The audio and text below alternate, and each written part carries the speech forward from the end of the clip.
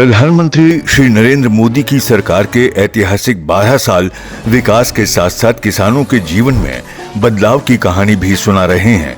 वो अन्नदाता जो कभी लागत और जोखिम के बीच जूझता था, आज कल्याणकारी योजनाओं के सहारे सशक्त बन रहा है।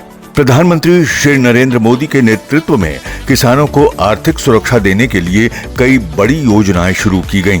प्रधानमंत्री किसान सम्मान निधि के तहत हर साल 6,000 रुपए सीधे किसानों के खातों में पहुंचाए जा रहे हैं। इस साल के बजट में इस योजना के लिए 60,000 करोड़ रुपए का प्रावधान किया गया है। खेती में जोखिम कम करने के लिए प्रधानमंत्री फसल बीमा योजना लागू की गई, जहां प्राकृतिक आपदा या नुकसान की स्थिति में किसानों को आर्थिक सहारा मिलता है। वहीं किसान क्रेडिट कार्ड के जरिए सस्ती दरों पर ऋण की सुविधा भी दी जा रही है। सिंचाई और आधुनिक तकनीक पर भी सरकार ने खास जोर दिया है। हर खेत को पानी के लक्ष्य के साथ प्रधानमंत्री कृषि सिंचाई योजना और पर ड्रॉप पर मोर क्रॉप अभियान ने खेती को अधिक उत्पादक बनाया है।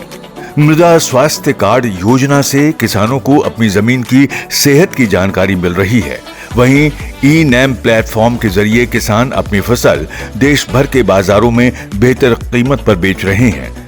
सरकार ने एमएसपी में बढ़ोतरी, प्राकृतिक खेती को बढ़ावा और एग्रीकल्चर इंफ्रास्ट्रक्चर फंड जैसी पहलों से खेती को लाभकारी बनाने की दिशा में बड़े कदम उठाए हैं। इसके साथ ही किसानों के भविष्य को सुरक्षित करने के लिए प्रधानमंत्री किसान मानधन योजना लाई गई, जिससे छोटे और सीमांत किसानों को 60 साल की उम्र के बाद 3,000 रुपए मासिक पेंशन मिलती है। ये योजना किसानों के बुजुर्ग जीवन को सम्मान और सुरक्षा दे रही है।